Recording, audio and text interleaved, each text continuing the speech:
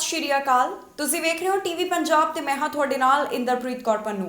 ਖਬਰਾਂ ਦੇ ਇਸ ਬੁਲੇਟਿਨ ਦੇ ਵਿੱਚ ਤੁਹਾਡਾ ਸਵਾਗਤ ਹੈ। ਸਭ ਤੋਂ ਪਹਿਲਾਂ ਨਜ਼ਰ ਮਾਰਦੇ ਹਾਂ ਅੱਜ ਦੀਆਂ ਚੋਣਵੀਆਂ ਖਬਰਾਂ ਦੇ ਉੱਪਰ। ਭਾਰਤ ਤੋਂ ਆਉਣ ਵਾਲੀ ਯਾਤਰੀ ਹੋ ਰਹੇ ਪਰੇਸ਼ਾਨ। ਮੈਕਸੀਕੋ ਦੇ ਵਿੱਚ ਫਸੇ ਕਈ ਭਾਰਤੀ ਵਿਦਿਆਰਥੀ। ਟਰੂਡੋ ਨੇ ਜਾਰੀ ਕੀਤਾ ਪਲੇਟਫਾਰਮ। ਜਾਣੋ ਕੀ ਕੀਤਾ ਲਿਬਰਲ ਨੇ ਐਲਾਨ। ਟਰੂਡੋ ਬਾਰੇ ਜਗਮੀਤ ਸਿੰਘ ਦਾ ਬਿਆਨ। ਪਲੇਟਫਾਰਮ ਬਾਰੇ ਦੱਸੇ ਵਿਚਾਰ। ਓਟੂਲ ਨੇ ਸਾਧਿਆ ਟਰੂਡੋ ਤੇ ਨਿਸ਼ਾਨਾ। ਕਿਹਾ ਟਰੂਡੋ ਨਹੀਂ ਕਰਦੇ ਵਾਅਦੇ ਪੂਰੇ। ਲਿਬਰਲ ਪਾਰਟੀ ਜਾ ਰਹੀ ਹੇਠਾਂ। ਪੋਲ ਦੇ ਵਿੱਚ ਐਨਡੀਪੀ ਦੀ ਵੱਧ ਰਹੀ ਪ੍ਰਸਿੱਧੀ। ਜਗਮੀਤ ਸਿੰਘ ਨੇ ਲਾਂਚ ਕੀਤਾ ਜਗਮੀਤ ਸਵੈਗ। 24 ਘੰਟਿਆਂ ਦੇ ਵਿੱਚ ਹੀ ਵਿਕਿਆ ਸਾਰਾ ਸਮਾਨ। ਕੈਨੇਡਾ ਵੱਲੋਂ ਭਾਰਤ ਤੋਂ ਆਉਣ ਵਾਲੀਆਂ ਸਿੱਧੀਆਂ ਉਡਾਨਾਂ ਦੇ ਉੱਪਰ ਰੋਕ ਲਗਾਈ ਗਈ ਹੈ। ਇਹ ਰੋਕ 21 ਸਤੰਬਰ ਤੱਕ ਜਾਰੀ ਰਹਿਣ ਵਾਲੀ ਹੈ, ਪਰ ਇਸ ਦੌਰਾਨ ਭਾਰਤ ਤੋਂ ਜਾਣ ਵਾਲੀ ਯਾਤਰੀਆਂ ਨੂੰ ਕਾਫੀ ਜ਼ਿਆਦਾ ਪਰੇਸ਼ਾਨੀ ਦਾ ਸਾਹਮਣਾ ਕਰਨਾ ਪੈ ਰਿਹਾ ਹੈ। ਤਾਜ਼ਾ ਜਾਣਕਾਰੀ ਸਾਹਮਣੇ ਆਈ ਹੈ, ਜਿੱਥੇ ਭਾਰਤ ਤੋਂ ਜਾਣ ਵਾਲੇ ਵਿਦਿਆਰਥੀ ਮੈਕਸੀਕੋ ਦੇ ਵਿੱਚ ਫਸੇ ਹੋਏ ਨੇ ਤੇ ਉਹਨਾਂ ਦੀਆਂ ਬੁਕਿੰਗਸ ਕੈਂਸਲ ਹੋ ਗਈਆਂ। ਕੈਨੇਡਾ ਵੱਲੋਂ ਭਾਰਤ ਤੋਂ ਆਉਣ ਵਾਲੀਆਂ ਸਿੱਧੀਆਂ ਉਡਾਨਾਂ ਦੇ ਉੱਪਰ ਰੋਕ ਲਗਾਈ ਗਈ ਹੈ।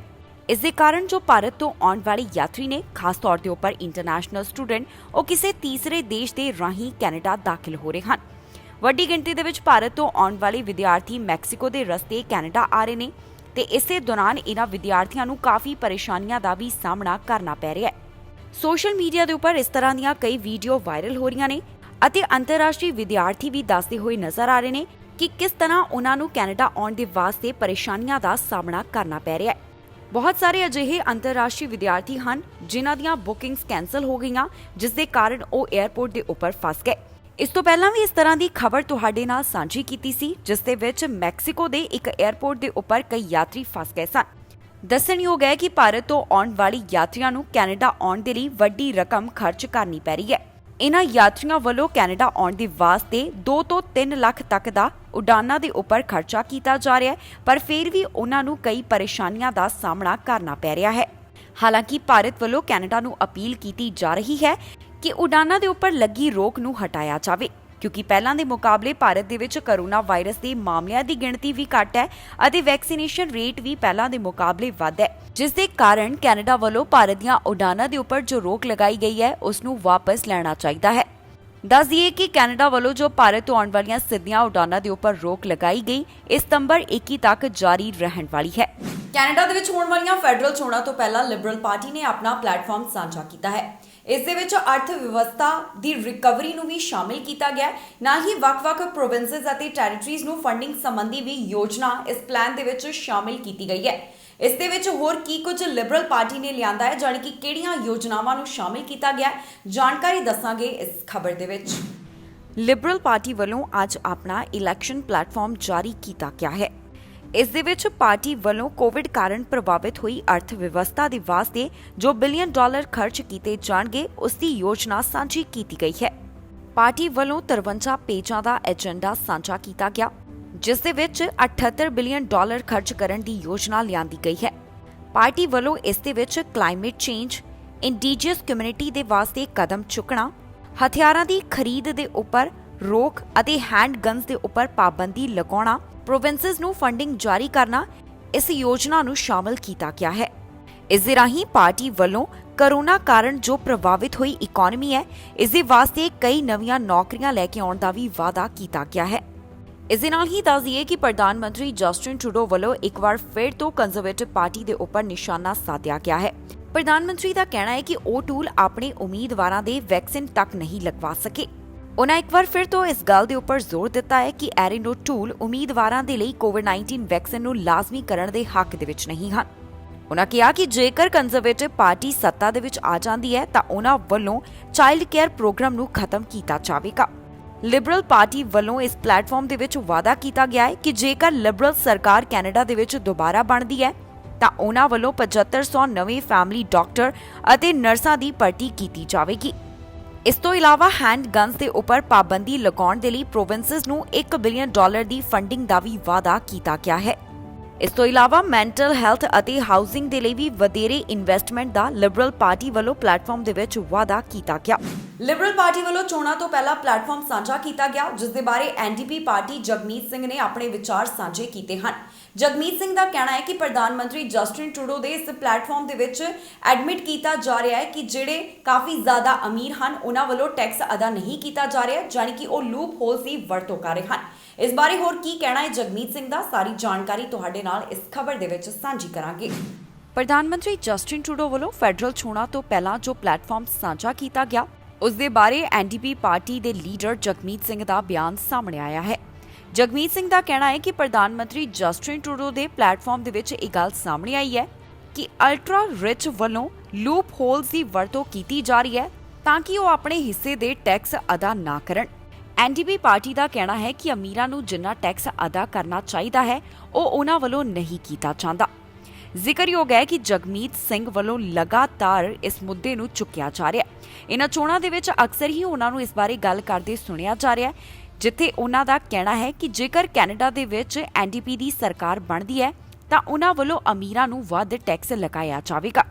ਤੇ ਹੁਣ ਜਦੋਂ ਪ੍ਰਧਾਨ ਮੰਤਰੀ ਜਸਟਿਨ ਟਰੂਡੋ ਵੱਲੋਂ ਆਪਣਾ ਪਲੇਟਫਾਰਮ ਸਾਂਝਾ ਕੀਤਾ ਗਿਆ ਹੈ, ਉਸ ਬਾਰੇ ਜਗਮੀਤ ਸਿੰਘ ਨੇ ਆਪਣੇ ਵਿਚਾਰ ਸਾਂਝੇ ਕੀਤੇ ਨੇ, ਜਿਸ ਦੇ ਵਿੱਚ ਉਹਨਾਂ ਨੇ ਦੱਸਿਆ ਹੈ ਕਿ ਪ੍ਰਧਾਨ ਮੰਤਰੀ ਜਸਟਿਨ ਟਰੂਡੋ ਦਾ ਪਲੇਟਫਾਰਮ ਖੁਦ ਐਡਮਿਟ ਕਰ ਰਿਹਾ ਹੈ ਕਿ ਅਲਟਰਾ ਰਿਚ ਵੱਲੋਂ ਲੂਪ ਹੋਲਸ ਦੀ ਵਰਤੋਂ ਕੀਤੀ ਜਾ ਰਹੀ ਹੈ ਤਾਂ ਕਿ ਟੈਕਸ ਨਾ ਦਿੱਤਾ ਜਾਵੇ। ਕੰਜ਼ਰਵੇਟਿਵ ਪਾਰਟੀ ਦੇ ਲੀਡਰ ਐਰੀਨੋ ਟੂਲ ਵੱਲੋਂ ਪ੍ਰਧਾਨ ਮੰਤਰੀ ਜਸਟਿਨ ਟਰੂਡੋ ਦੇ ਉੱਪਰ ਨਿਸ਼ਾਨਾ ਸਾਧਿਆ ਗਿਆ। ਅੱਜ ਉਹਨਾਂ ਵੱਲੋਂ ਕੈਨੇਡਾ ਦੇ ਰਿਕਵਰੀ ਪਲਾਨ ਸੰਬੰਧੀ ਜਾਣਕਾਰੀ ਦਿੱਤੀ ਗਈ ਹੈ, ਜਿਸ ਦੇ ਵਿੱਚ ਐਰੀਨੋ ਟੂਲ ਦਾ ਕਹਿਣਾ ਹੈ ਕਿ ਪ੍ਰਧਾਨ ਮੰਤਰੀ ਜਸਟਿਨ ਟਰੂਡੋ ਵੱਲੋਂ ਦੇਸ਼ ਵਾਸੀਆਂ ਦੇ ਨਾਲ ਕਈ ਵਾਅਦੇ ਤਾਂ ਕੀਤੇ ਜਾਂਦੇ ਨੇ, ਪਰ ਉਹਨਾਂ ਵੱਲੋਂ ਇਹਨਾਂ ਵਾਅਦਿਆਂ ਨੂੰ ਪੂਰਾ ਨਹੀਂ ਕੀਤਾ ਜਾਂਦਾ। ਕੰਜ਼ਰਵੇਟਿਵ ਪਾਰਟੀ ਦੇ ਲੀਡਰ ਐਰੀਨੋ ਟੂਲ ਵੱਲੋਂ ਇੱਕ ਵਾਰ ਫਿਰ ਤੋਂ ਕੈਨੇਡਾ ਦੇ ਰਿਕਵਰੀ ਪਲਾਨ ਸੰਬੰਧੀ ਜਾਣਕਾਰੀ ਸਾਂਝੀ ਕੀਤੀ ਹੈ। ਐਰੀਨੋ ਟੂਲ ਦਾ ਕਹਿਣਾ ਹੈ ਕਿ ਪ੍ਰਧਾਨ ਮੰਤਰੀ ਜਸਟਿਨ ਟਰੂਡੋ ਦੇਸ਼ ਵਾਸੀਆਂ ਦੇ ਨਾਲ ਵੱਡੇ ਵਾਅਦੇ ਤਾਂ ਕਰਦੇ ਨੇ, ਪਰ ਉਹਨਾਂ ਵੱਲੋਂ ਇਹਨਾਂ ਵਾਅਦਿਆਂ ਨੂੰ ਪੂਰਾ ਨਹੀਂ ਕੀਤਾ ਜਾਂਦਾ। ਐਰੀਨੋ ਟੂਲ ਦਾ ਕਹਿਣਾ ਹੈ ਕਿ ਰਿਕਵਰੀ ਪਲਾਨ ਦੇ ਤਹਿਤ ਉਹਨਾਂ ਵੱਲੋਂ ਵੱਧ ਨੌਕਰੀਆਂ ਲਿਆਂਦੀਆਂ ਜਾਣਗੀਆਂ ਤੇ ਕੈਨੇਡਾ ਵਾਸੀਆਂ ਨੂੰ ਕਿਹੜੀਆਂ ਹੋਰ ਚੀਜ਼ਾਂ ਚਾਹੀਦੀਆਂ ਹਨ, ਇਸ ਬਾਰੇ ਵੀ ਐਰੀਨੋ ਟੂਲ ਵੱਲੋਂ ਆਪਣੇ ਵਿਚਾਰ ਸਾਂਝੇ ਕੀਤੇ ਗਏ ਹਨ। As we chart our path to recovery, we need a surefire way to get the economy moving again, to create jobs, to help communities across Canada recover. That starts with investing in infrastructure and actually getting projects done. We need more transit, better roads, more rail, more broadband networks across this country. Justin Trudeau loves making promises. He's had years of announcing and re-announcing the money he planned to spend. But 6 years later, he has little to show for it. Canada ਦੇ ਵਿੱਚ ਹੋਣ ਵਾਲੀਆਂ federal ਚੋਣਾਂ ਤੋਂ ਪਹਿਲਾਂ ਕਈ ਪੋਲ ਸਾਹਮਣੇ ਆ ਰਹੇ ਨੇ, ਜਿਸ ਦੇ ਵਿੱਚ ਵੱਖ-ਵੱਖ ਪਾਰਟੀਆਂ ਦੀ ਸਥਿਤੀ ਸਾਹਮਣੇ ਆ ਰਹੀ ਹੈ। ਇਪਸੋਸ ਦਾ ਜੋ ਤਾਜ਼ਾ ਪੋਲ ਸਾਹਮਣੇ ਆਇਆ, ਉਸ ਦੇ ਵਿੱਚ ਲਿਬਰਲ ਪਾਰਟੀ ਪਹਿਲਾਂ ਦੇ ਮੁਕਾਬਲੇ ਹੇਠਾਂ ਅਤੇ ਕੰਜ਼ਰਵੇਟਿਵ ਪਾਰਟੀ ਦੀ ਸਥਿਤੀ ਪਹਿਲਾਂ ਦੇ ਮੁਕਾਬਲੇ ਸੁਧਰਦੀ ਹੋਈ ਦਿਖਾਈ ਦੇ ਰਹੀ ਹੈ। ਇਸ ਪੋਲ ਦੇ ਵਿੱਚ ਐਨਡੀਪੀ ਪਾਰਟੀ ਦੀ ਜਿਹੜੀ ਸਥਿਤੀ ਹੈ, ਉਸ ਦੇ ਵਿੱਚ ਵੀ ਵਾਧਾ ਦਰਜ ਕੀਤਾ ਜਾ ਰਿਹਾ ਹੈ। ਕੈਨੇਡਾ ਦੇ ਵਿੱਚ ਹੋਣ ਵਾਲੀਆਂ ਫੈਡਰਲ ਚੋਣਾਂ ਤੋਂ ਪਹਿਲਾਂ ਰੋਜ਼ਾਨਾ ਕਈ ਪੋਲ ਸਾਹਮਣੇ ਆ ਰਹੇ ਨੇ, ਜਿਸ ਵਿੱਚ ਵੱਖ-ਵੱਖ ਸਿਆਸੀ ਪਾਰਟੀਆਂ ਦੀ ਸਥਿਤੀ ਬਾਰੇ ਜਾਣਕਾਰੀ ਦਿੱਤੀ ਜਾ ਰਹੀ ਹੈ। ਇੱਕ ਅਜਿਹਾ ਹੀ ਪੋਲ ਸਾਹਮਣੇ ਆਇਆ ਜੋ ਕਿ ਇਪਸੋਸ ਦੇ ਵੱਲੋਂ ਗਲੋਬਲ ਨਿਊਜ਼ ਦੇ ਲਈ ਕਰਵਾਇਆ ਗਿਆ। ਇਸ ਪੋਲ ਦੇ ਵਿੱਚ ਲਿਬਰਲ ਪਾਰਟੀ ਪਿੱਛੇ ਅਤੇ ਕੰਜ਼ਰਵੇਟਿਵ ਪਾਰਟੀ ਅੱਗੇ ਨਜ਼ਰ ਆ ਰਹੀ ਹੈ। ਇਸ ਪੋਲ ਦੇ ਮੁਤਾਬਕ ਕੰਜ਼ਰਵੇਟਿਵ ਪਾਰਟੀ ਨੂੰ 32% ਵੋਟਰਸ ਦਾ ਸਮਰਥਨ ਮਿਲ ਰਿਹਾ ਹੈ।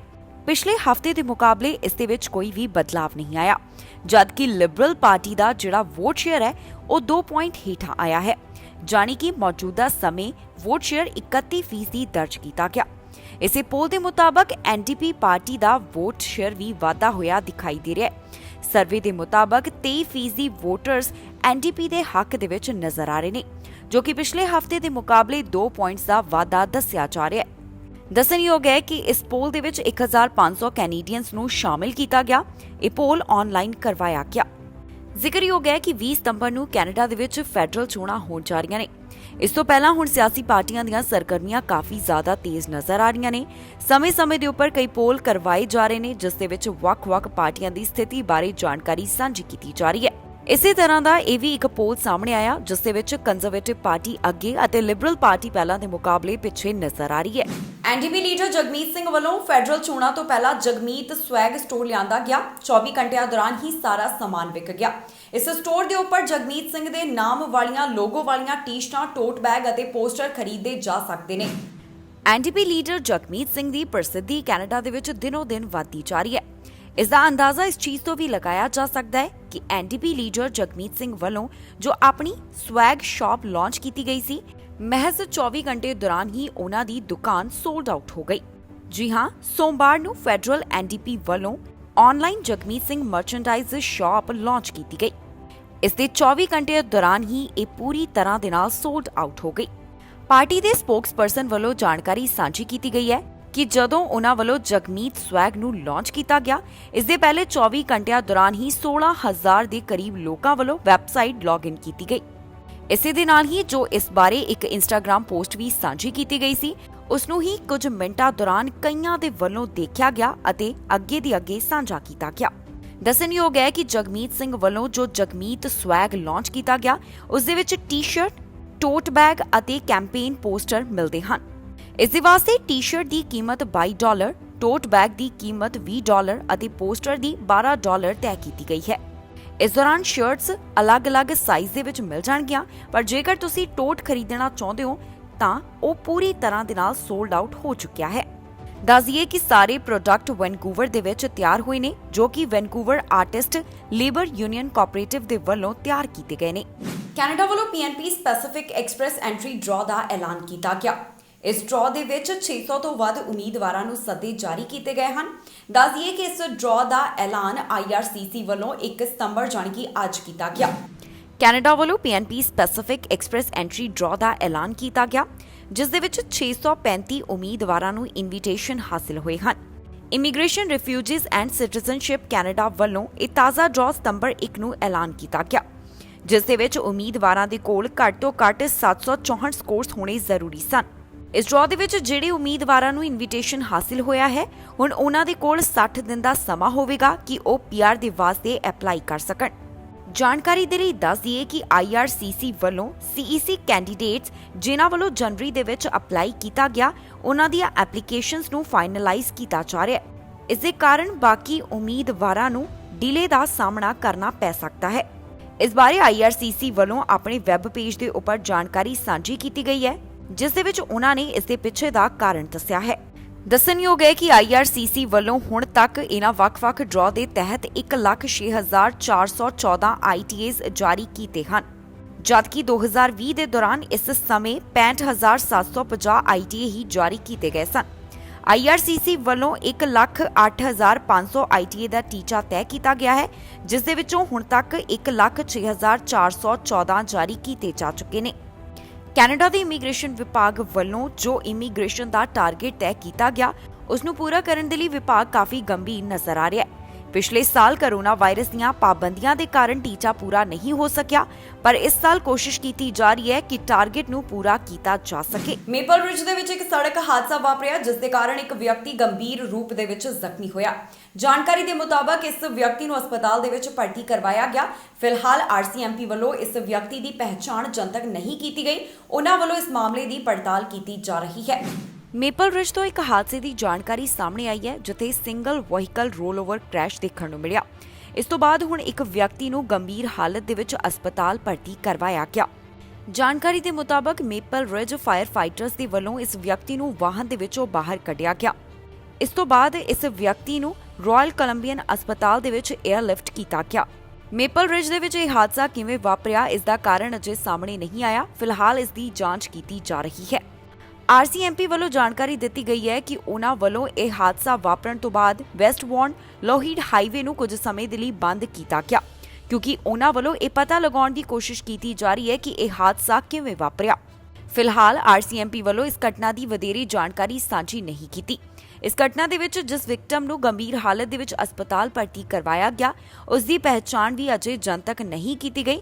ਉਹਨਾਂ ਦਾ ਕਹਿਣਾ ਹੈ ਕਿ ਜਾਂਚ ਪੜਤਾਲ ਤੋਂ ਬਾਅਦ ਹੀ ਬਾਕੀ ਦੀ ਡੀਟੇਲ ਅਤੇ ਜਾਣਕਾਰੀ ਸਭ ਦੇ ਨਾਲ ਸਾਂਝੀ ਕੀਤੀ ਜਾਵੇਗੀ। ਫਿਲਹਾਲ RCMP ਵੱਲੋਂ ਇਹੀ ਦੱਸਿਆ ਗਿਆ ਹੈ ਕਿ ਇਸ ਹਾਦਸੇ ਦੇ ਵਿੱਚ ਇੱਕ ਵਿਅਕਤੀ ਕਾਫੀ ਜ਼ਿਆਦਾ ਜ਼ਖਮੀ ਹੋਇਆ ਹੈ, ਜਿਸ ਨੂੰ ਗੰਭੀਰ ਹਾਲਤ ਦੇ ਵਿੱਚ ਹਸਪਤਾਲ ਭਰਤੀ ਕਰਵਾਇਆ ਗਿਆ। ਅਲਬਰਟਾ ਵੱਲੋਂ ਅਗਸਤ ਮਹੀਨੇ ਦੇ ਆਖਰੀ ਹਫ਼ਤੇ ਦੇ ਵਿੱਚ 2 ਡਰਾਅ ਕੱਢੇ ਗਏ ਹਨ। ਅਲਬਰਟਾ ਵੱਲੋਂ ਇੱਕ ਡਰਾਅ ਅਗਸਤ 23 ਅਤੇ ਦੂਸਰਾ ਡਰਾਅ ਅਗਸਤ 30 ਨੂੰ ਕੱਢਿਆ ਗਿਆ, ਜਿਸ ਦੇ ਵਿੱਚ ਕਈ ਉਮੀਦਵਾਰਾਂ ਦੀ ਕਿਸਮਤ ਜਾਗੀ ਹੈ। ਅਲਬਰਟਾ ਵੱਲੋਂ ਅਗਸਤ ਮਹੀਨੇ ਦੇ ਆਖਰੀ ਹਫ਼ਤੇ ਦੌਰਾਨ 2 PNP ਡਰਾਅ ਐਲਾਨ ਕੀਤੇ ਗਏ, ਜਿਸ ਦੇ ਵਿੱਚ ਕਈ ਉਮੀਦਵਾਰਾਂ ਨੂੰ ਇਨਵੀਟੇਸ਼ਨ ਮਿਲੇ ਨੇ। ਅਲਬਰਟਾ ਵੱਲੋਂ ਜੋ ਸਾਲ ਦੇ 2 ਵੱਡੇ ਡਰਾਅ ਕੱਢੇ ਗਏ, ਉਸ ਦੇ ਬਾਰੇ ਡੀਟੇਲ ਉਹਨਾਂ ਨੇ ਸਾਂਝੀ ਕੀਤੀ ਹੈ। ਅਗਸਤ 23 ਨੂੰ ਅਲਬਰਟਾ ਇਮੀਗ੍ਰੈਂਟ ਨੋਮਿਨੀ ਪ੍ਰੋਗਰਾਮ ਦੇ ਜ਼ਰੀਏ ਵੱਧ ਗਿਣਤੀ ਉਮੀਦਵਾਰਾਂ ਨੂੰ ਇਨਵੀਟੇਸ਼ਨ ਦਿੱਤੇ ਗਏ। ਜਿਸ ਦਾ ਮਤਲਬ ਹੈ ਕਿ 450 ਇਨਵੀਟੇਸ਼ਨ ਐਕਸਪ੍ਰੈਸ ਐਂਟਰੀ ਕੈਂਡੀਡੇਟਸ ਨੂੰ ਹਾਸਿਲ ਹੋਏ ਨੇ, ਜਿਸ ਦੇ ਵਾਸਤੇ ਉਹਨਾਂ ਦੇ ਕੋਲ ਘੱਟੋ-ਘੱਟ 300 ਕੰਪਰੀਹੈਂਸਿਵ ਰੈਂਕਿੰਗ ਸਿਸਟਮ ਸਕੋਰਸ ਹੋਣ ਦੀ ਜ਼ਰੂਰਤ ਸੀ। ਇਸ ਤੋਂ ਬਾਅਦ ਐਲਬਰਟਾ ਨੇ ਜੋ ਅਗਸਤ 30 ਨੂੰ ਡਰਾਅ ਕੱਢਿਆ, ਉਸ ਦੇ ਵਿੱਚ ਉਹਨਾਂ ਵੱਲੋਂ 400 ਇਨਵੀਟੇਸ਼ਨ ਜਾਰੀ ਕੀਤੇ ਗਏ ਅਤੇ ਇਸ ਦੇ ਵਿੱਚ ਉਮੀਦਵਾਰਾਂ ਦੇ ਕੋਲ 301 ਸਕੋਰ ਹੋਣੇ ਜ਼ਰੂਰੀ ਸਨ।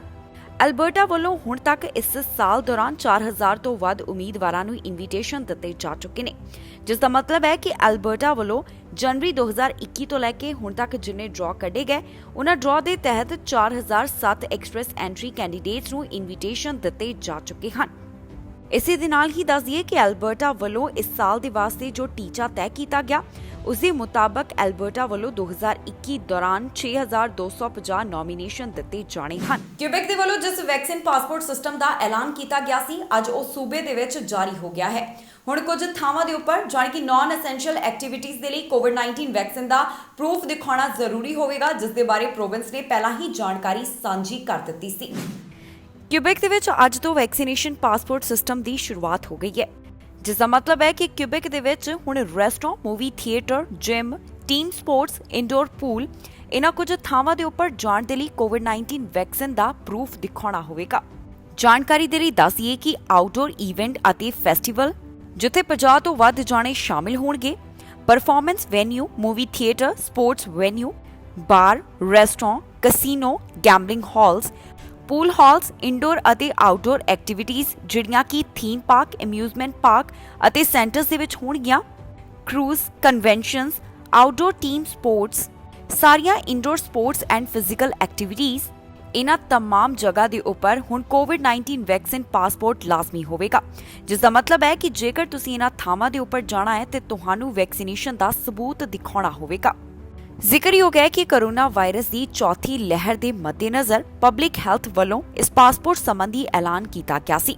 ਇਸ ਬਾਰੇ ਹੈਲਥ ਮਿਨਿਸਟਰ ਦਾ ਕਹਿਣਾ ਹੈ ਕਿ ਲੋਕ ਆਮ ਜ਼ਿੰਦਗੀ ਚਾਹੁੰਦੇ ਹਨ, ਇਸ ਦੇ ਲਈ ਉਹਨਾਂ ਲਈ ਜ਼ਰੂਰੀ ਹੈ ਕਿ ਉਹ ਕੋਵਿਡ-19 ਵੈਕਸੀਨ ਨੂੰ ਹਾਸਲ ਕਰਨ।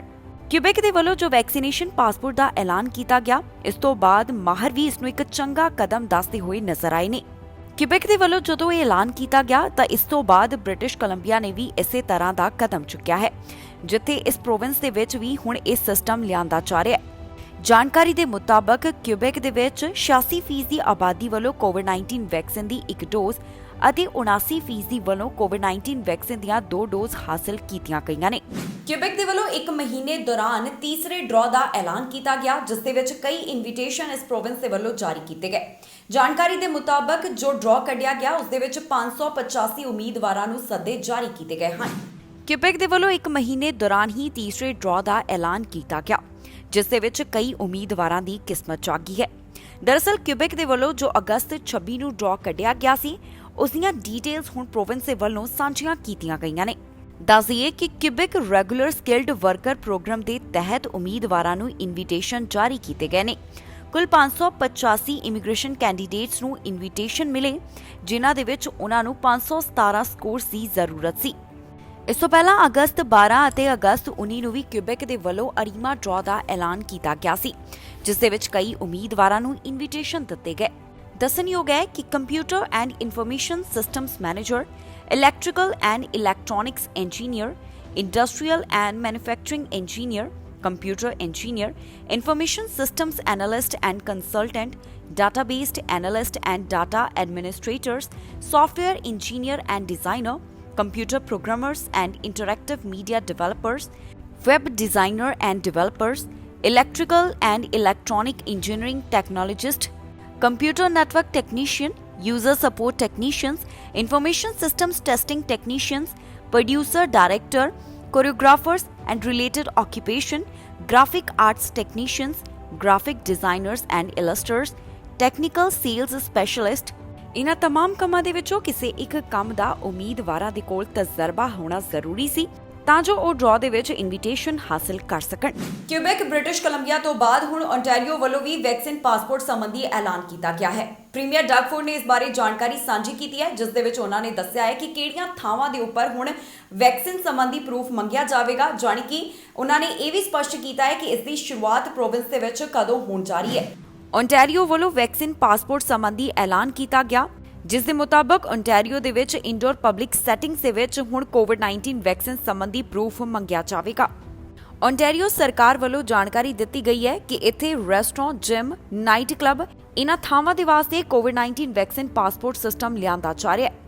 ਓਨਟਾਰੀਓ ਸਰਕਾਰ ਦੇ ਮੁਤਾਬਕ ਇਸ ਸਿਸਟਮ ਦੀ ਸ਼ੁਰੂਆਤ ਸੂਬੇ ਦੇ ਵਿੱਚ ਸਤੰਬਰ 22 ਤੋਂ ਹੋਣ ਜਾ ਰਹੀ ਹੈ, ਜਿਸ ਦਾ ਮਤਲਬ ਹੈ ਕਿ ਸਤੰਬਰ 22 ਤੋਂ ਓਨਟਾਰੀਓ ਵਾਸੀਆਂ ਨੂੰ ਕੁਝ ਥਾਵਾਂ ਦੇ ਲਈ ਹੁਣ ਕੋਵਿਡ-19 ਵੈਕਸੀਨ ਦਾ ਪ੍ਰੂਫ ਦਿਖਾਉਣਾ ਜ਼ਰੂਰੀ ਹੋਵੇਗਾ। ਦੱਸ ਦਈਏ ਕਿ ਕੋਵਿਡ-19 ਵੈਕਸੀਨ ਦਾ ਦੂਸਰਾ ਡੋਜ਼ 14 ਦਿਨ ਪਹਿਲਾਂ ਲੱਗਾ ਹੋਣਾ ਚਾਹੀਦਾ ਹੈ। ਇਸ ਤੋਂ ਬਾਅਦ ਹੀ ਆਪਣੀ ਆਈਡੀ ਪ੍ਰੂਫ ਤਿਆਰ ਕਰਵਾਈ ਜਾ ਸਕਦੀ ਹੈ। ਇਸ ਪ੍ਰੋਵਿੰਸ ਦੇ ਵਿੱਚ sports events, casino, gaming establishments, concert, music festival, theatre, cinema, strip club, bath houses ਅਤੇ ਰੇਸਿੰਗ ਵੈਨਿਊਜ਼ ਦੇ ਵਿੱਚ ਵੀ ਇਸ ਪ੍ਰੂਫ ਦੀ ਜ਼ਰੂਰਤ ਹੋਵੇਗੀ। ਇਸ ਦੇ ਨਾਲ ਹੀ ਓਨਟਾਰੀਓ ਸਰਕਾਰ ਵੱਲੋਂ ਇਹ ਵੀ ਸਪਸ਼ਟ ਕੀਤਾ ਗਿਆ ਹੈ ਕਿ ਅਕਤੂਬਰ 22 ਤੋਂ ਉਹਨਾਂ ਵੱਲੋਂ QR ਕੋਡ ਬੇਸਡ ਐਪਲੀਕੇਸ਼ਨ ਵੀ ਲਿਆਂਦੀ ਜਾਵੇਗੀ, ਜਿਸ ਦੇ ਨਾਲ ਵੈਕਸੀਨੇਸ਼ਨ ਸਟੇਟਸ ਨੂੰ ਸਕੈਨ ਕੀਤਾ ਜਾ ਸਕੇਗਾ। ਦੱਸ ਦਈਏ ਕਿ ਇਸ ਦੇ ਵਿੱਚ ਜਿਹੜੇ 12 ਸਾਲ ਤੋਂ ਘੱਟ ਉਮਰ ਵਾਲੇ ਬੱਚੇ ਨੇ ਉਹਨਾਂ ਨੂੰ ਇਸ ਸਿਸਟਮ ਤੋਂ ਰਾਹਤ ਦਿੱਤੀ ਗਈ ਹੈ, ਕਿਉਂਕਿ 12 ਸਾਲ ਤੋਂ ਘੱਟ ਉਮਰ ਦੇ ਬੱਚੇ ਅਜੇ ਕੋਵਿਡ-19 ਵੈਕਸੀਨ ਲਗਵਾਉਣ ਦੇ ਲਈ ਐਲੀਜੀਬਲ ਨਹੀਂ ਹਨ। ਬ੍ਰਿਟਿਸ਼ ਕੋਲੰਬੀਆ ਵੱਲੋਂ ਆਪਣੇ ਨਵੇਂ PNP ਡਰਾਅ ਦਾ ਐਲਾਨ ਕੀਤਾ ਗਿਆ। ਇਹ ਡਰਾਅ ਸੂਬੇ ਵੱਲੋਂ ਅਗਸਤ 31 ਨੂੰ ਕੱਢਿਆ ਗਿਆ, ਜਿਸ ਦੇ ਵਿੱਚ 488 ਉਮੀਦਵਾਰਾਂ ਨੂੰ ਸੱਦੇ ਹਾਸਲ ਹੋਏ ਹਨ। ਬ੍ਰਿਟਿਸ਼ ਕੋਲੰਬੀਆ ਵੱਲੋਂ ਆਪਣੇ PNP ਡਰਾਅ ਦਾ ਐਲਾਨ ਅਗਸਤ 31 ਨੂੰ ਕੀਤਾ ਗਿਆ, ਜਿਸ ਦੇ ਵਿੱਚ 488 ਉਮੀਦਵਾਰਾਂ ਨੂੰ ਬ੍ਰਿਟਿਸ਼ ਕੋਲੰਬੀਆ ਵੱਲੋਂ ਸੱਦੇ ਜਾਰੀ ਕੀਤੇ ਗਏ। ਇਹ ਸੱਦੇ ਬ੍ਰਿਟਿਸ਼ ਕੋਲੰਬੀਆ ਵੱਲੋਂ ਪ੍ਰੋਵਿੰਸ਼ੀਅਲ ਨੋਮੀਨੀ ਪ੍ਰੋਗਰਾਮ ਦੇ ਜ਼ਰੀਏ ਉਮੀਦਵਾਰਾਂ ਨੂੰ ਦਿੱਤੇ ਗਏ। ਜਾਣਕਾਰੀ ਦੇ ਲਈ ਦੱਸ ਦਈਏ ਕਿ ਫਰਵਰੀ ਮਹੀਨੇ ਤੋਂ ਹੀ ਬ੍ਰਿਟਿਸ਼ ਕੋਲੰਬੀਆ ਵੱਲੋਂ 2 ਅਲੱਗ ਡਰਾਅ ਕੱਢੇ ਜਾ ਰਹੇ ਨੇ। ਪ੍ਰੋਵਿੰਸ ਵੱਲੋਂ ਇੱਕ ਜਨਰਲ ਡਰਾਅ ਅਤੇ ਦੂਸਰਾ ਜਿਸ ਦੇ ਵਿੱਚ ਰੀਟੇਲ, ਹੋਲਸੇਲ ਰੀਟੇਲ ਮੈਨੇਜਰਸ ਤੇ ਨਾਲ ਹੀ ਰੈਸਟੋਰੈਂਟ ਫੂਡ ਸਰਵਿਸ ਮੈਨੇਜਰਸ ਨੂੰ ਟਾਰਗੇਟ ਕੀਤਾ ਜਾ ਰਿਹਾ ਹੈ। ਇਸ ਤਰ੍ਹਾਂ ਦੇ 2 ਡਰਾਅ ਕੰਡਕਟ ਕੀਤੇ ਜਾ ਰਹੇ ਹਨ। ਬ੍ਰਿਟਿਸ਼ ਕੋਲੰਬੀਆ ਵੱਲੋਂ ਜੋ ਡਰਾਅ ਕੱਢਿਆ ਗਿਆ ਉਸ ਦੇ ਵਿੱਚ ਸਕਿੱਲਜ਼ ਇਮੀਗ੍ਰੇਸ਼ਨ ਅਤੇ express entry British Columbia streams ਦੇ ਵਿੱਚੋਂ ਉਮੀਦਵਾਰਾਂ ਨੂੰ ਇਨਵੀਟੇਸ਼ਨ ਦਿੱਤੇ ਗਏ ਹਨ। ਜਿਹੜੇ ਉਮੀਦਵਾਰਾਂ ਨੂੰ ਬ੍ਰਿਟਿਸ਼ ਕੋਲੰਬੀਆ ਵੱਲੋਂ ਸੱਦੇ ਜਾਰੀ ਕੀਤੇ ਗਏ ਉਹਨਾਂ ਨੂੰ ਇਸ ਡਰਾਅ ਦੇ ਤਹਿਤ 69 ਅਤੇ 90 ਪੁਆਇੰਟਸ ਦੀ ਜ਼ਰੂਰਤ ਸੀ। ਬ੍ਰਿਟਿਸ਼ ਕੋਲੰਬੀਆ ਸੂਬੇ ਵੱਲੋਂ ਇਸ ਸਾਲ ਜਿੰਨੇ ਵੀ ਡਰਾਅ ਕੱਢੇ ਗਏ ਉਹਨਾਂ ਦੇ ਅਧੀਨ 8000 ਤੋਂ ਵੱਧ ਇਨਵੀਟੇਸ਼ਨ ਬ੍ਰਿਟਿਸ਼ ਕੋਲੰਬੀਆ ਵੱਲੋਂ ਜਾਰੀ ਕੀਤੇ ਜਾ ਚੁੱਕੇ ਹਨ। ਜ਼ਿਕਰਯੋਗ ਹੈ ਕਿ ਕੈਨੇਡਾ ਵੱਲੋਂ ਜੋ ਇਮੀਗ੍ਰੇਸ਼ਨ ਦੇ ਨਾਲ ਸੰਬੰਧਿਤ ਆਪਣਾ ਟਾਰਗੇਟ ਤੈਅ ਕੀਤਾ ਗਿਆ ਉਸ ਨੂੰ ਪੂਰਾ ਕਰਨ ਦੇ ਲਈ ਹੁਣ ਵਿਭਾਗ ਕਾਫੀ ਜ਼ਿਆਦਾ ਗੰਭੀਰ ਨਜ਼ਰ ਆ ਰਿਹਾ ਹੈ। ਪਿਛਲੇ ਸਾਲ ਦਾ ਟਾਰਗੇਟ ਕਰੋਨਾ ਵਾਇਰਸ ਦੀਆਂ ਪਾਬੰਦੀਆਂ ਦੇ ਕਾਰਨ ਪੂਰਾ ਨਹੀਂ ਹੋ ਸਕਿਆ, ਪਰ ਇਸ ਵਾਰ IRCC ਦਾ ਟੀਚਾ ਹੈ ਕਿ ਉਹਨਾਂ ਵੱਲੋਂ ਜੋ ਟਾਰਗੇਟ ਤੈਅ ਕੀਤਾ ਗਿਆ ਹੈ ਉਹਨੇ ਉਮੀਦਵਾਰਾਂ ਨੂੰ ਸੱਦੇ ਜਾਰੀ ਕੀਤੇ ਜਾਣ। ਕੈਨੇਡਾ ਦੇ ਵੱਖ-ਵੱਖ ਸੂਬਿਆਂ ਦੇ ਵਿੱਚ ਇੱਕ ਵਾਰ ਫਿਰ ਤੋਂ ਕਰੋਨਾ ਵਾਇਰਸ ਦੇ ਵੱਧ ਮਾਮਲੇ ਦਰਜ ਕੀਤੇ ਜਾ ਰਹੇ ਨੇ। ਕਿਸ ਸੂਬੇ ਦੇ ਵਿੱਚ ਕੀ ਹਾਲਾਤ ਬਣੇ ਹੋਏ ਨੇ, ਕਿੱਥੋਂ ਕਿੰਨੇ ਕਰੋਨਾ ਵਾਇਰਸ ਦੇ ਮਾਮਲੇ ਸਾਹਮਣੇ ਆਏ, ਇਸ ਖਬਰ ਦੇ ਵਿੱਚ ਜਾਣਕਾਰੀ ਤੁਹਾਡੇ ਨਾਲ ਸਾਂਝੀ ਕਰਾਂਗੇ। ਨਾਲ ਹੀ ਤੁਹਾਨੂੰ ਦੱਸਾਂਗੇ ਕਿ ਕੈਨੇਡਾ ਦੇ ਵਿੱਚ ਇਸ ਸਮੇਂ ਕਰੋਨਾ ਵਾਇਰਸ ਦੇ ਕੀ ਮੌਜੂਦਾ ਹਾਲਾਤ ਨੇ। ਓਨਟਾਰੀਓ ਤੋਂ 24 ਘੰਟਿਆਂ ਦੌਰਾਨ 656 ਮਾਮਲੇ ਸਾਹਮਣੇ ਆਏ ਨੇ ਅਤੇ ਇਹਨਾਂ 24 ਘੰਟਿਆਂ ਦੇ ਦੌਰਾਨ 13 ਜਾਨਾਂ ਇਸ ਵਾਇਰਸ ਦੇ ਕਾਰਨ ਗਈਆਂ ਨੇ। ਹੁਣ ਤੱਕ ਪ੍ਰੋਵਿੰਸ ਦੇ ਵਿੱਚ 5,66,206 ਦੇ ਕਰੀਬ ਕੁੱਲ ਕਰੋਨਾ ਦੇ ਮਾਮਲੇ ਸਾਹਮਣੇ ਆ ਚੁੱਕੇ ਹਨ। 24 ਘੰਟਿਆਂ ਦੌਰਾਨ ਜੋ ਮਾਮਲੇ ਸਾਹਮਣੇ ਆਏ ਉਸ ਦੇ ਵਿੱਚ 397 ਅਨਵੈਕਸੀਨੇਟਡ, 52 ਪਾਰਸ਼ਲੀ ਵੈਕਸੀਨੇਟਡ ਅਤੇ 152 ਫੁੱਲੀ ਵੈਕਸੀਨੇਟਡ ਸ਼ਾਮਿਲ ਹਨ। ਜਾਣਕਾਰੀ ਦੇ ਮੁਤਾਬਕ ਟੋਰਾਂਟੋ ਤੋਂ 158, ਯਾਰਕ ਰੀਜਨ ਤੋਂ 76, ਪੀਲ ਰੀਜਨ ਤੋਂ 59, ਵਿੰਡਸਰ ਤੋਂ 50, ਡੋਰਹਮ ਰੀਜਨ ਤੋਂ 32 ਮਾਮਲਿਆਂ ਦੀ ਪੁਸ਼ਟੀ ਹੋਈ ਹੈ। ਹੁਣ ਤੱਕ ਇਸ ਸੂਬੇ ਦੇ ਵਿੱਚ 9,516 ਮੌਤਾਂ ਇਸ ਵਾਇਰਸ ਦੇ ਕਾਰਨ ਹੋ ਚੁੱਕੀਆਂ ਹਨ। ਹੈਲਥ ਮਿਨਿਸਟਰੀ ਦੇ ਦੱਸਣ ਦੇ ਮੁਤਾਬਕ ਹਸਪਤਾਲ ਦੇ ਵਿੱਚ 339 ਦੇ ਕਰੀਬ ਮਰੀਜ਼ਾਂ ਦੀ ਗਿਣਤੀ ਹੈ। ਇਸ ਪ੍ਰੋਵਿੰਸ ਦੇ ਵਿੱਚ 76.4% ਦੀ ਆਬਾਦੀ ਵੱਲੋਂ ਕੋਵਿਡ-19 ਵੈਕਸੀਨ ਦੀ 2 ਡੋਜ਼ ਅਤੇ 83% ਦੀ ਆਬਾਦੀ ਨੇ ਕੋਵਿਡ-19 ਵੈਕਸੀਨ ਦੀ 1 ਡੋਜ਼ ਹਾਸਲ ਕਰ ਲਈ ਹੈ। ਓਨਟਾਰੀਓ ਦੇ ਵਿੱਚ ਐਕਟਿਵ ਕਰੋਨਾ ਦੇ ਮਾਮਲੇ 5,861 ਹਨ, ਜਦਕਿ ਓਨਟਾਰੀਓ ਦੇ ਵਿੱਚ ਰਿਕਵਰਡ ਮਾਮਲਿਆਂ ਦੀ ਗਿਣਤੀ 5,50,829 ਦੇ ਕਰੀਬ ਹੈ। ਕਿਊਬੈਕ ਤੋਂ 24 ਘੰਟਿਆਂ ਦੌਰਾਨ 690 ਕਰੋਨਾ ਵਾਇਰਸ ਦੇ ਮਾਮਲੇ ਸਾਹਮਣੇ ਆਏ ਹਨ। ਇਨ੍ਹਾਂ ਮਾਮਲਿਆਂ ਦੇ ਵਿੱਚੋਂ 503 ਅਜਿਹੇ ਹਨ ਜਿਨ੍ਹਾਂ ਵੱਲੋਂ ਕੋਵਿਡ-19 ਵੈਕਸੀਨ ਹਾਸਲ ਨਹੀਂ ਕੀਤੀ ਗਈ। ਪ੍ਰੋਵਿੰਸ ਦੇ ਵਿੱਚ ਐਕਟਿਵ ਕਰੋਨਾ ਵਾਇਰਸ ਮਾਮਲਿਆਂ ਦੀ ਗਿਣਤੀ 4,729 ਹੈ ਅਤੇ ਹੁਣ ਤੱਕ 3,99,914 ਦੇ ਕਰੀਬ ਕੁੱਲ ਕਰੋਨਾ ਦੇ ਮਾਮਲੇ ਸਾਹਮਣੇ ਆ ਚੁੱਕੇ ਨੇ। 3,73,897 ਦੇ ਕਰੀਬ ਹੁਣ ਤੱਕ ਦੇ ਰਿਕਵਰਡ ਮਾਮਲਿਆਂ ਦੀ ਗਿਣਤੀ ਹੈ। ਪ੍ਰੋਵਿੰਸ ਦੇ ਵਿੱਚ ਹੁਣ ਤੱਕ ਕਰੋਨਾ ਵਾਇਰਸ ਦੇ ਕਾਰਨ 11,288 ਜਾਨਾਂ ਜਾ ਚੁੱਕੀਆਂ ਨੇ। ਪ੍ਰੋਵਿੰਸ ਦੇ ਵਿੱਚ 86% ਆਬਾਦੀ ਨੇ ਕੋਵਿਡ-19 ਵੈਕਸੀਨ ਦੀ ਇੱਕ ਡੋਜ਼ ਅਤੇ 79% ਆਬਾਦੀ ਵੱਲੋਂ ਕੋਵਿਡ-19 ਵੈਕਸੀਨ ਦੀਆਂ 2 ਡੋਜ਼ ਹਾਸਲ ਕੀਤੀਆਂ ਜਾ ਚੁੱਕੀਆਂ ਹਨ। ਮੈਨੀਟੋਬਾ ਤੋਂ 24 ਘੰਟਿਆਂ ਦੌਰਾਨ 70 ਤੋਂ ਵੱਧ ਮਾਮਲੇ ਦਰਜ ਕੀਤੇ ਗਏ ਹਨ। ਕੈਨੇਡਾ ਦੇ ਵਿੱਚ ਹੁਣ ਤੱਕ 1.5 ਮਿਲੀਅਨ ਤੋਂ ਵੱਧ ਕੋਰੋਨਾ ਵਾਇਰਸ ਦੇ ਮਾਮਲੇ ਸਾਹਮਣੇ ਆ ਚੁੱਕੇ ਹਨ। 26,947 ਜਾਨਾਂ ਇਸ ਵਾਇਰਸ ਦੇ ਕਾਰਨ ਜਾ ਚੁੱਕੀਆਂ ਨੇ। ਇਸ ਦੇ ਨਾਲ ਹੀ ਕੈਨੇਡਾ ਦੇ ਵਿੱਚ 1.4 ਮਿਲੀਅਨ ਤੋਂ ਵੱਧ ਰਿਕਵਰਡ ਮਾਮਲਿਆਂ ਦੀ ਗਿਣਤੀ ਹੈ। ਇਸ ਦੇ ਨਾਲ ਹੀ ਜਾਂਦੇ ਇੱਕ ਵਾਰ ਫਿਰ ਤੋਂ ਨਜ਼ਰ ਮਾਰਦੇ ਹਾਂ ਅੱਜ ਦੀਆਂ ਚੋਣਵੀਆਂ ਖਬਰਾਂ ਦੇ ਉੱਪਰ। ਭਾਰਤ ਤੋਂ ਆਉਣ ਵਾਲੀ ਯਾਤਰੀ ਹੋ ਰਹੇ ਪਰੇਸ਼ਾਨ, ਮੈਕਸੀਕੋ ਦੇ ਵਿੱਚ ਫਸੇ ਕਈ ਭਾਰਤੀ ਵਿਦਿਆਰਥੀ। ਟਰੂਡੋ ਨੇ ਜਾਰੀ ਕੀਤਾ ਪਲੇਟਫਾਰਮ, ਜਾਣੋ ਕੀ ਕੀਤਾ ਲਿਬਰਲ ਨੇ ਐਲਾਨ। ਟਰੂਡੋ ਬਾਰੇ ਜਗਮੀਤ ਸਿੰਘ ਦਾ ਬਿਆਨ, ਪਲੇਟਫਾਰਮ ਬਾਰੇ ਦੱਸੇ ਵਿਚਾਰ। ਓਟੂਲ ਨੇ ਸਾਧਿਆ ਟਰੂਡੋ ਤੇ ਨਿਸ਼ਾਨਾ, ਕਿਹਾ ਟਰੂਡੋ ਨਹੀਂ ਕਰਦੇ ਵਾਅਦੇ ਪੂਰੇ।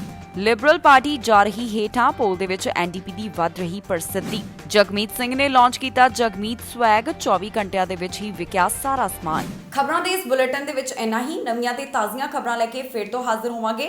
ਫਿਲਹਾਲ ਮੈਨੂੰ ਇੰਦਰਪ੍ਰੀਤ ਕੌਰ ਪੰਨੂ ਨੂੰ ਦਿਓ ਇਜਾਜ਼ਤ ਤੇ ਤੁਸੀਂ ਵੇਖਦੇ ਰਹੋ ਟੀਵੀ ਪੰਜਾਬ।